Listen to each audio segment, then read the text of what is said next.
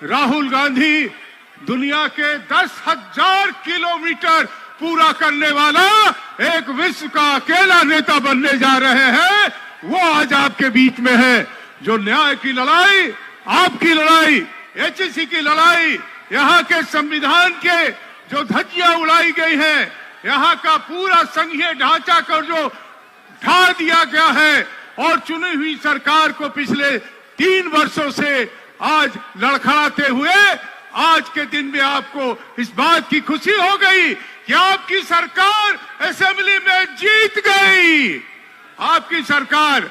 और आज झारखंड की यात्रा के बाद आज रांची के इस शहीद मैदान में कभी हम सबको नेता सोनिया गांधी ने यहाँ आकर के एचईसी के लिए बचाने का वादा किया था और उसको निभाया था। यही कह सकता हूँ कि हमने किया है और हम ही करेंगे। ये राहुल जी का वादा है। 24 में एक कदम आप चलिए, इस न्याय यात्रा में एक कदम आप चलिए।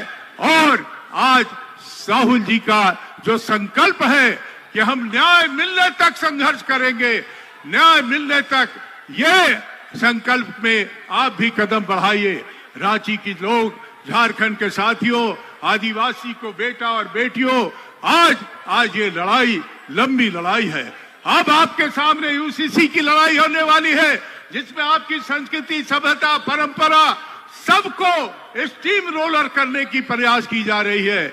इसलिए मैं आपसे एक अनुरोध करता हूं, अब तमाम साथी, अगर ये मार्केटिंग हट जाता तो और भी अच्छा लगता आपको, लेकिन जो जहां है आज इस लड़ाई में संकल्प करे कि राहुल जी की जो संकल्प यात्रा है, राहुल जी की जो न्याय यात्रा है, राहुल जी का जो दुनिया का सबसे बड़ा 10,000 किलोमीटर का ये संकल्प यात्रा, भारत जोड़ो यात्रा है, इस यात्रा में आप भी एक कदम चलेंगे और 24 में संविधान की रक्षा करके अपनी सरकार बनाएंगे और एचईसी के मजदूरों का मांग लेंगे। हम वो तमाम सवालों को जो आज झारखंड में जुड़ा हुआ है उसका निपटारा करेंगे। आप आज ऐसे नेता के बीच में आए हैं जो मोदी के आंख में आंख डाल करके बात करने वाला देश में कोई दूसरा नेता नहीं है, कोई दूसरा नेता नहीं है। इसलिए आपका अभिनंदन करता हूं। इस रांची के धरती के बेटा बेटियों को, नौजवान साथियों को, सभी महिलाएं बहनों का अभिनंदन करता हूं और सबको आदाब, जोहार, नमस्कार। राज्य की राजधानी रांची में हम सभी झारखंड वासी आदरणीय राहुल गांधी जी को हार्दिक हार्दिक जोहार करते हैं। अब मैं सुबोध कांत साय जी से आग्रह करूंगा कि आदरणीय राहुल गांधी जी को एक जैकेट भेंट करेंगे, उनका स्वागत करेंगे।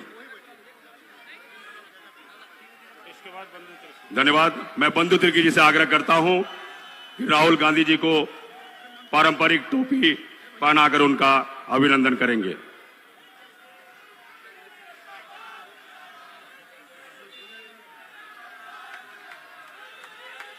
बहुत बहुत धन्यवाद। सभी अपना स्थान ग्रहण कर लें। अब मैं झारखंड प्रदेश कांग्रेस कमेटी के अध्यक्ष राजेश ठाकुर जी से आग्रह करता हूं कि वो अपनी बातों को रखेंगे। उससे पहले रांची महानगर और रांची ग्रामीण के अध्यक्ष से आग्रह करता हूं कि वे उन्हें मोमेंटे देकर अभिनंदन करेंगे। राकेश किरण महतो जी और कुमार राजा जी, धन्यवाद। अब मैं प्रदेश अध्यक्ष जी से आग्रह करूंगा कि आप उपस्थित लोगों को संबोधित करें। आज इस भारत जोड़ो न्याय यात्रा में उपस्थित हम सबों के नेता, जनयोद्धा और सच पूछिए तो कन्याकुमारी से लेकर कश्मीर तक, मणिपुर से लेकर मुंबई तक युवा दिलों की धड़कन आदरणीय राहुल गांधी जी, हम सबों के प्रभारी आदरणीय गुलाम अहमद मीर साहब, आदरणीय आलमगीर आलम साहब जो हमारे सीएलपी लीडर हैं, और सुबोध भैया और तमाम जो हमारे नेतागण इस मंच पर बैठे हैं, गुरु गोविंद दोनों खड़े, काके लागू पांव वाली बात है।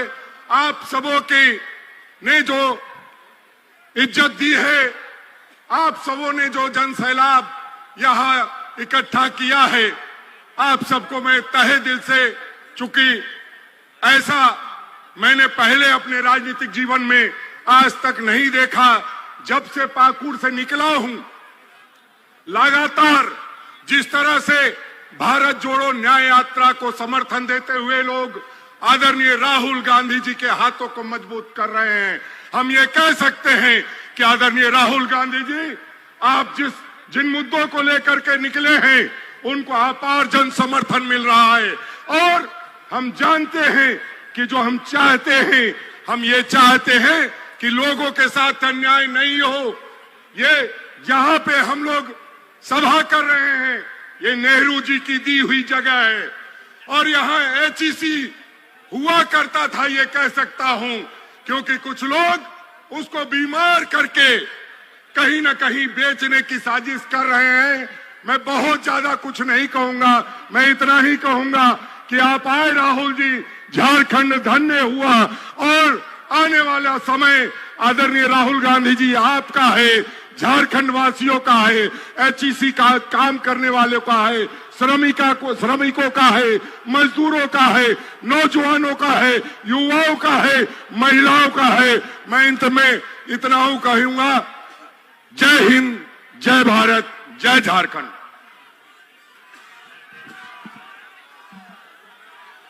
अब मैं पूरे देश में हम सबों के लिए लड़ रहे आदरणीय नेता राहुल गांधी जी से आग्रह करता हूं कि आप आएं और उपस्थित जनसमूह को संबोधित करें। आदरणीय राहुल गांधी जी।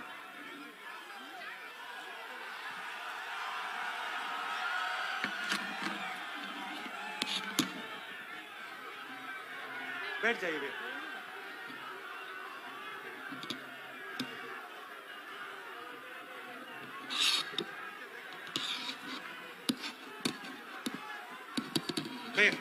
मैं कर लूं, शाबाश। गुलाम मीर साहब, राजेश ठाकुर जी, आलमगीर आलम जी, जयराम रमेश जी, के राजू जी, सुबोध कांत सहाय जी, फुरकान अंसारी जी, गीता कोडा जी, भुवनेश्वर मेहता जी, जनार्दन प्रसाद जी, हमारे और गठबंधन के सारे MLAs, सीनियर नेता,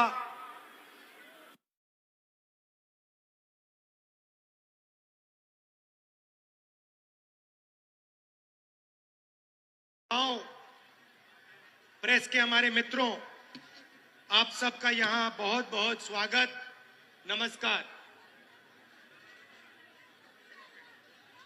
सबसे पहले मैं गठबंधन को,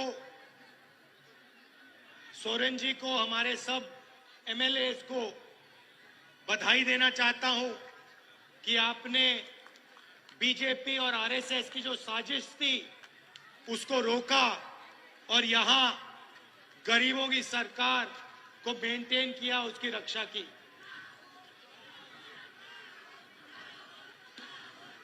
कुछ दिनों से हमारी यात्रा झारखंड में चल रही है।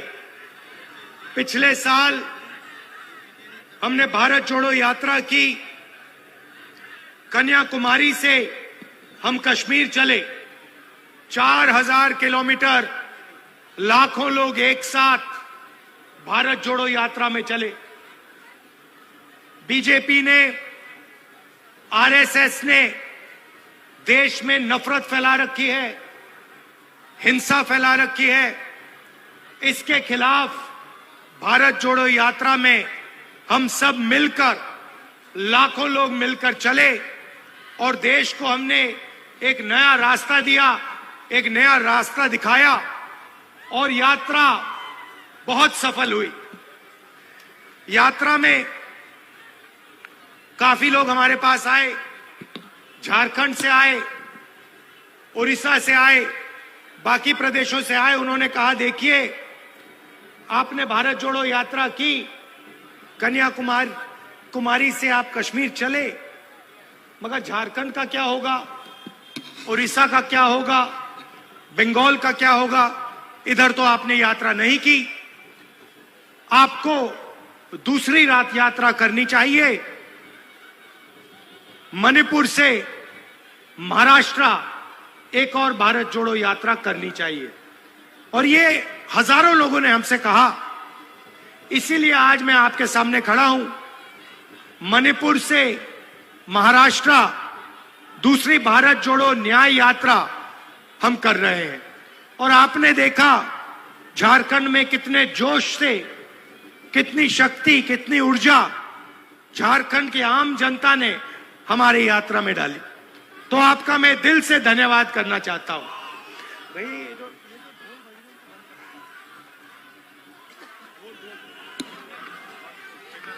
हेलो, जितने भी लोग गाजा बाजा बजा रहे हैं उनसे आग्रह है कि बाजा बंद कर देंगे।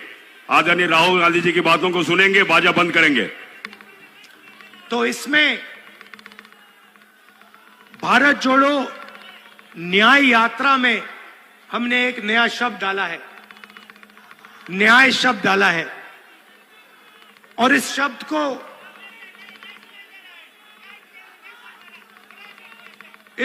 को देश में आज बहुत अच्छी तरह समझा जा रहा है। ये जो HEC के पोस्टर लिए हैं, आप अन्याय शब्द को बहुत अच्छी तरह समझते हो, क्योंकि आपके खिलाफ अन्याय किया जा रहा है। किया जा रहा है, नहीं किया जा रहा है? जोर से बोलो, दिल्ली तक सुनाई देना चाहिए। देखिए, पब्लिक सेक्टर एंटरप्राइज है, इसका आस्ते आस्ते नरेंद्र मोदी जी और उनकी सरकार इसका आस्ते आस्ते आस्ते आस्ते गला घोट रहे हैं। सही? बताइए, HEC का गला क्यों घोटा जा रहा है? क्योंकि सरकार और बीजेपी चाहती है कि HEC काम ना करे और आने वाले कल HEC फैक्ट्री का नाम बदलकर अदानी नाम का नेम प्लेट इसके ऊपर लगा दिया जाए। इसको प्राइवेटाइज कर दिया जाए। और भाइयों और बहनों, आज HEC के लोग आए हैं, मगर जहां भी मैं जाता हूं वहां पे ऐसे किसी ना किसी पब्लिक सेक्टर यूनिट के लोग बैनर लिए, पोस्टर लिए, झंडा लिए खड़े दिखते हैं। BHEL, HAL, HEC, क्योंकि मोदी सरकार सारे के सारे पब्लिक सेक्टर यूनिट्स को आस्ते आस्ते आस्ते मारकर एक ही नेम प्लेट लगाना चाहती है। भाई और बहनों, BHEL नहीं, HAL नहीं, HEC नहीं, इंडियन ऑयल नहीं, अदानी।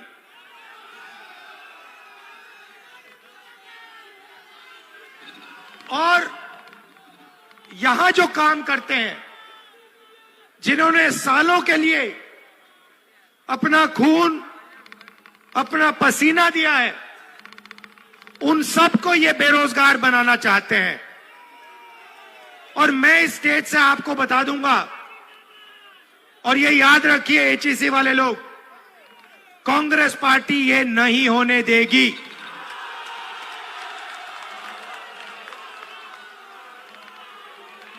बीजेपी के लोगों से मैं कहता हूं, कर लो जो करना है।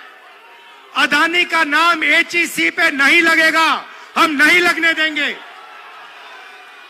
ये देश की पूंजी है, ये किसी उद्योगपति की पूंजी नहीं है, ये फ्री गिफ्ट अदानी को नहीं मिलेगा, ये हम आपको आश्वासन दे रहे हैं।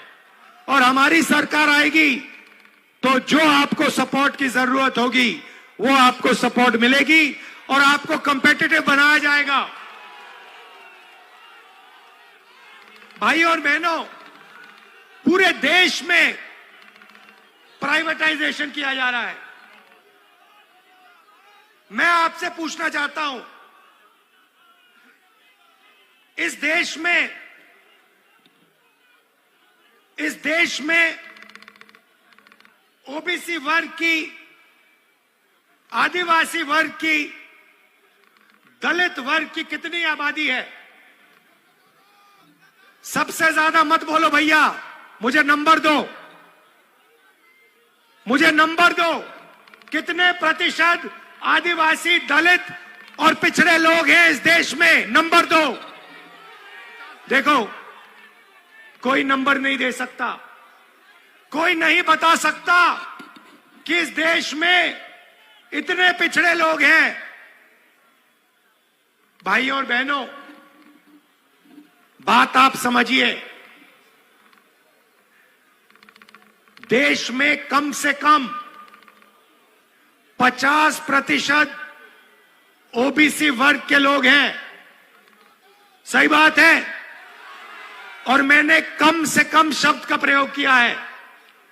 आज तेलंगाना के चीफ मिनिस्टर यहां आए और उन्होंने मुझे बताया कि जो वायदा हमने तेलंगाना में किया था, आज उस वायदे को तेलंगाना की सरकार ने पूरा किया है। कौन सा वायदा?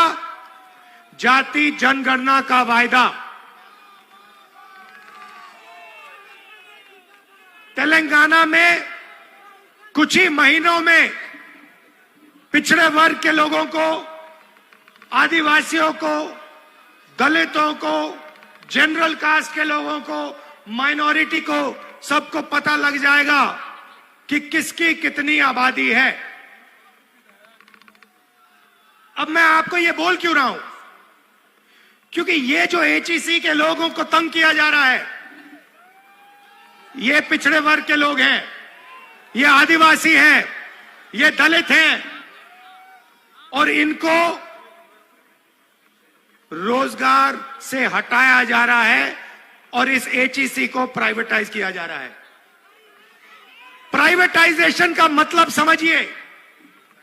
प्राइवेटाइजेशन का मतलब ओबीसी को, दलित को, आदिवासी को और गरीब जनरल कास्ट के व्यक्ति को बेरोजगार बनाने का काम है। यह प्राइवेटाइजेशन नहीं है। यह दलितों से, आदिवासियों से, पिछड़ों से, गरीब जनरल कास्ट के लोगों से, माइनॉरिटी के लोगों से चोरी है। यह हो रहा है। आप देखिए, किसी दिन आप अदानी जी की कंपनी की लिस्ट निकालिए, अदानी की कंपनी की लिस्ट निकालिए और मैनेजमेंट की टीम देखिए। अदानी की कंपनी में आपको एक पिछड़ा नहीं मिलेगा, एक दलित नहीं मिलेगा, एक आदिवासी नहीं मिलेगा, एक गरीब जनरल कास्ट का व्यक्ति नहीं मिलेगा। और इसको, इस एक व्यक्ति को देश की पूरी पूंजी पकड़ाई जा रही है। एयरपोर्ट, पोर्ट्स, इंफ्रास्ट्रक्चर, सड़कें, पुल, स्टोरेज की facility, solar power, wind power, जो भी ये व्यक्ति चाहता है इसको मिल जाता है। ये डिफेंस में देश की रक्षा सेना करती है। आप देख लीजिए, सारे के सारे कॉन्ट्रैक्ट्स, हथियार के कॉन्ट्रैक्ट, ड्रोन के कॉन्ट्रैक्ट, ये सारे के सारे इसी एक व्यक्ति को दिए जा रहे हैं। क्यों? क्यों? क्योंकि हिंदुस्तान के प्रधानमंत्री चाहते हैं, इसीलिए इस एक व्यक्ति को एयरपोर्ट, स्पोर्ट्स, डिफेंस इक्विपमेंट सारा का सारा पकड़ाया जा रहा है। मैंने आपसे सवाल पूछा, इस देश में पिछड़े लोग कितने हैं, आदिवासी कितने हैं, दलित कितने हैं? इसके पीछे सोच है। भाइयों और बहनों, आप किसी प्राइवेट कंपनी में जाइए, किसी भी प्राइवेट कंपनी में जाइए और वहां पूछिए यहां पे पिछड़े लोग कितने हैं, दलित कितने हैं, आदिवासी कितने हैं, आपको एक नहीं मिलने वाला। फिर आप जाइए हिंदुस्तान की सरकार में जाइए, 90 लोग हिंदुस्तान की सरकार को चलाते हैं, आईएएस ऑफिसर हैं, पूरे के पूरे बजट को ये कंट्रोल करते हैं। हिंदुस्तान की सरकार 10 रुपए खर्च करती है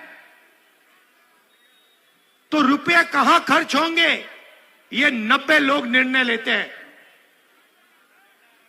90 में से आदिवासी कितने, दलित कितने, पिछड़े कितने, आप जानते हो?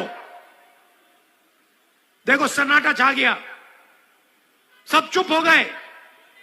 भाइयों और बहनों, 90 में से सिर्फ 3 ओबीसी वर्ग के लोग हैं और 100% बजट में से ओबीसी वर्ग के अफसर सिर्फ 5% कंट्रोल करते हैं।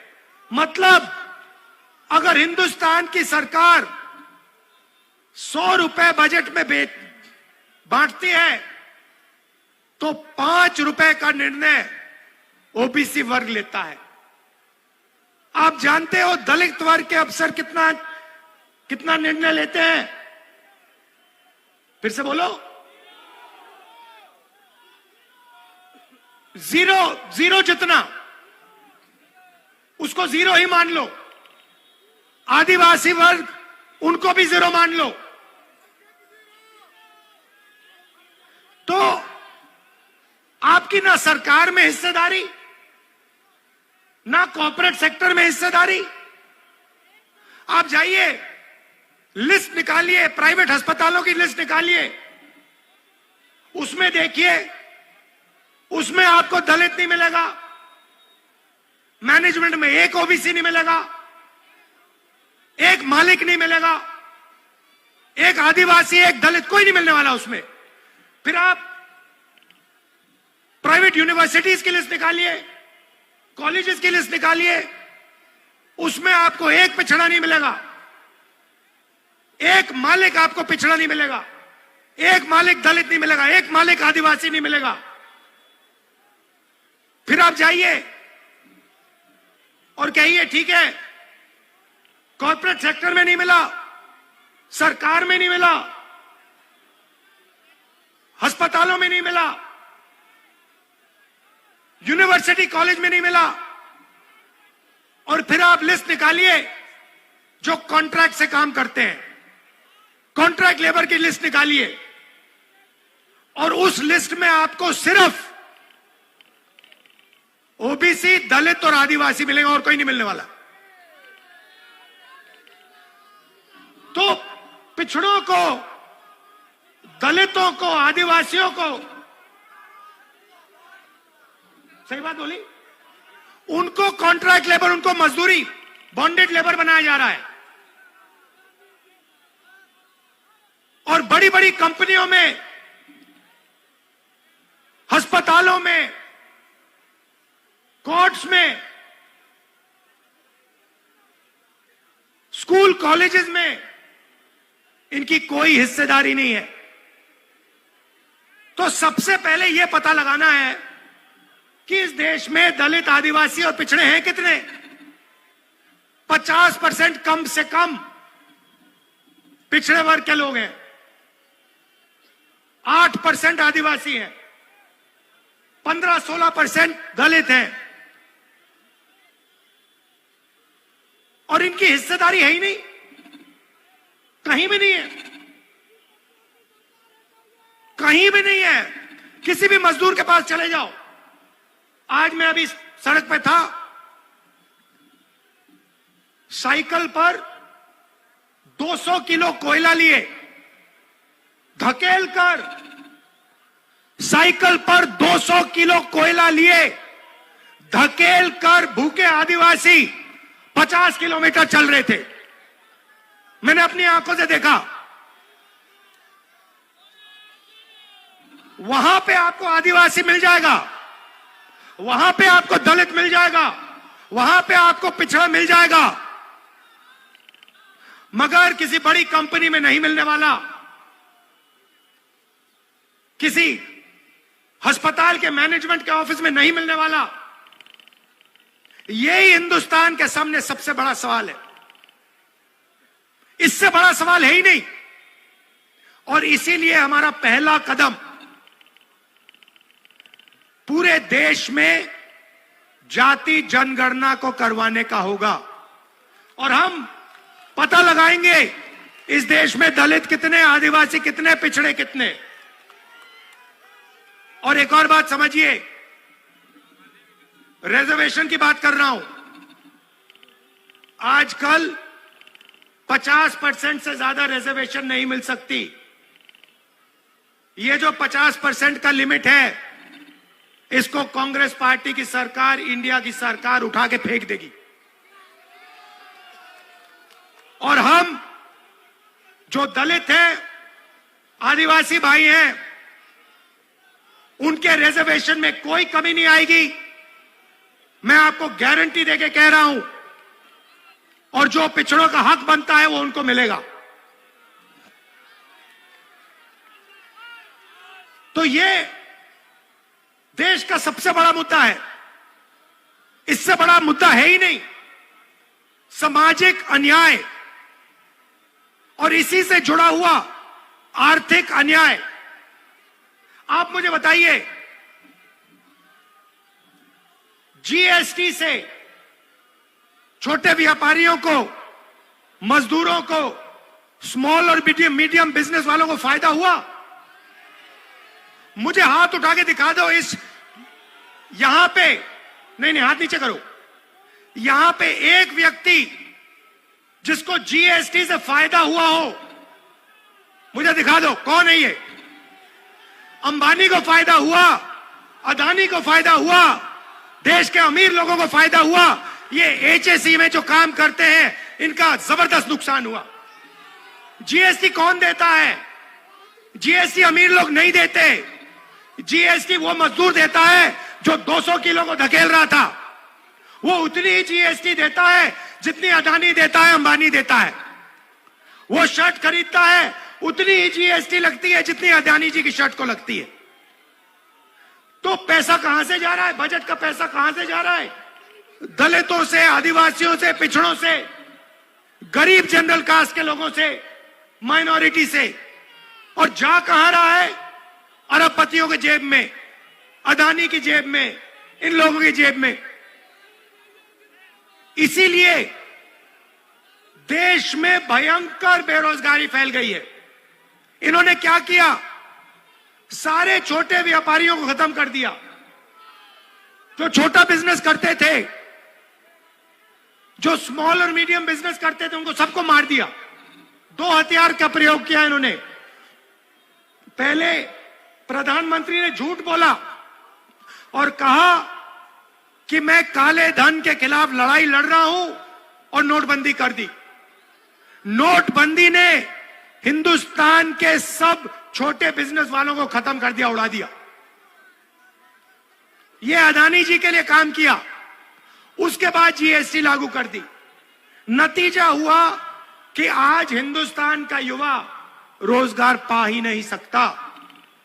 जितना भी ढूंढना है ढूंढ लो, मैं झारखंड के युवाओं से कह रहा हूं, देश के बाकी युवाओं से कह रहा हूं, जितना आपको ढूंढना है ढूंढो।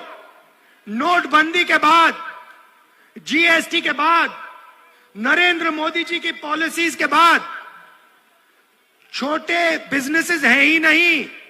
ये देश की रीढ़ की हड्डी है, ये बेरोजगार देते हैं, इनको खत्म कर दिया।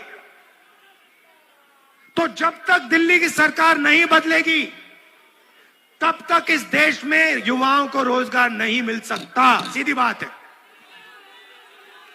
और मैंने, अब मजे की बात देखिए, पहले नरेंद्र मोदी कहते थे, हर भाषण में कहते थे मैं ओबीसी हूं, याद है आपको? तो मैंने प्रधानमंत्री से कहा, प्रधानमंत्री जी आप ओबीसी हैं, आप पिछड़े वर्ग के हैं, तो आप ऐसे करिए, जाति जनगणना लागू कर दीजिए, देश को बता दीजिए कि आप जैसे पिछड़े वर्ग के लोग कितने हैं। उसके एकदम बाद नरेंद्र मोदी भाषण देते हैं, कहते हैं भाइयों और बहनों, देश में दो ही जात हैं, एक अमीर है और एक गरीब है। वाह रे वाह, एक अमीर है और एक गरीब है, तो फिर आप कहां के ओबीसी बन गए? जब ओबीसी को हक देने का टाइम आया, रिजर्वेशन देने का समय आया, सामाजिक न्याय देने का समय आया, दलितों को, आदिवासियों को न्याय देने का समय आया, तो नरेंद्र मोदी जी कहते हैं इस देश में तो जाति नहीं है। और जब वोट लेने का समय आता है तो नरेंद्र मोदी कहते हैं मैं तो ओबीसी हूं, मैं तो ओबीसी हूं। आप कैसे ओबीसी हैं? तो देश में सामाजिक न्याय, अन्याय, आर्थिक अन्याय, महिलाओं के खिलाफ अन्याय, किसानों के खिलाफ अन्याय, मजदूरों के खिलाफ अन्याय, ये 5 बड़े बड़े अन्याय हो रहे हैं और ये हर रोज कहीं ना कहीं आपको दिखेंगे। ये सरकार को, मोदी जी को नहीं दिखते, उनके मंत्रियों को नहीं दिखते, मगर बाकी हिंदुस्तान को हर रोज ये दिखते हैं। और इन अन्याय के खिलाफ हमने न्याय यात्रा शुरू की है। ये हमारा लक्ष्य था और इससे देश को हमने एक दूसरी विचारधारा दी है कि देखिए, नफरत से, हिंसा से कुछ नहीं होने वाला, कुछ नहीं होने वाला। बेरोजगारी फैलेगी, महंगाई बढ़ेगी, यही होने वाला है। और ये आपको पिछले 10 साल में दिखा है। जितनी नफरत बढ़ती है, जितनी हिंसा बढ़ती है, उतनी बेरोजगारी बढ़ती है, उतनी महंगाई बढ़ती है, उतना पैसा अदानी जी का बनता है। तो ये हो क्या रहा है? ये आपको लड़ाते हैं, एक दूसरे से लड़ाते हैं और आपसे कहते हैं देखो, एक धर्म दूसरे धर्म से लड़ो, एक जात दूसरी जात से लड़ो, एक भाषा दूसरी भाषा से लड़ो। समाज में हिंसा फैलाते हैं और फिर आपकी जेब में से आपका पैसा उठा के अदानी जी की जेब में कर देते हैं। यही हो रहा है। और आखिरी बात आपसे कहना चाहता हूं, यहां पे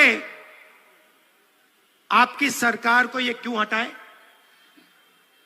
क्योंकि ये इस बात को एक्सेप्ट नहीं कर सकते हैं कि झारखंड में आदिवासी चीफ मिनिस्टर है।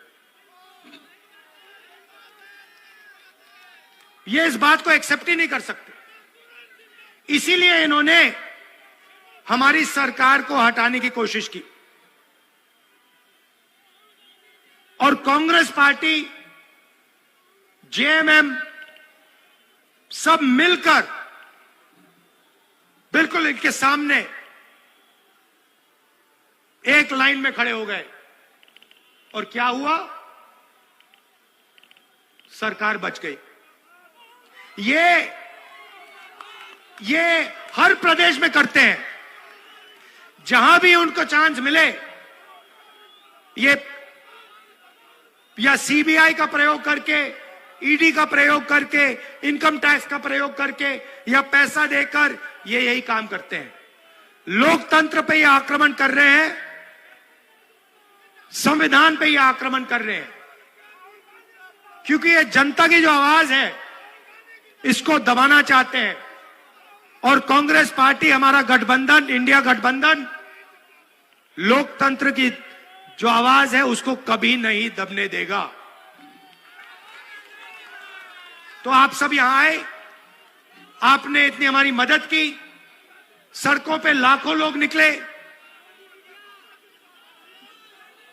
मोदी मीडिया, देखिए मोदी मीडिया, मैंने कहा प्रेस के हमारे मित्रों, मगर ये हमारे मित्र नहीं है, ये हमारे मित्र नहीं है। ये रिपोर्टर है, ये हो सकते हैं बेचारे, मगर इनके जो मालिक हैं वो हमारे मित्र नहीं है, उनके मित्र दूसरे हैं। तो आप सबसे मैं धन्यवाद करना चाहता हूं कि आप लोकतंत्र के लिए लड़ रहे हो, आप संविधान के लिए लड़ रहे हो और आप इस देश की रक्षा कर रहे हो, देश की रक्षा कर रहे हो। आखिरी बात, नहीं बोलो, जोर से बोलो, नहीं एक सेकंड, जोर से बोलो। ये देखो, सरना कोड देना होगा और ये काम हम आपके लिए करवा के डिलीवर कर देंगे। घबराइए मत, डरिए मत। धन्यवाद, जय हिंद।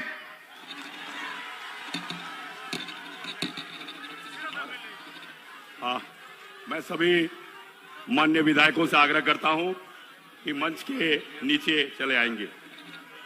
मंच की चीजें कतारबद्ध होकर, सारे माननीय विधायकों से आग्रह है कि मंच के नीचे कतारबद्ध हो जाएंगे। सहयोगी दलों के साथ कांग्रेस के सभी माननीय विधायकों से आग्रह है कि नीचे, मंच के नीचे कतारबद्ध हो लेंगे। आदरणीय राहुल गांधी जी उनसे क्रमवार भेंट करेंगे।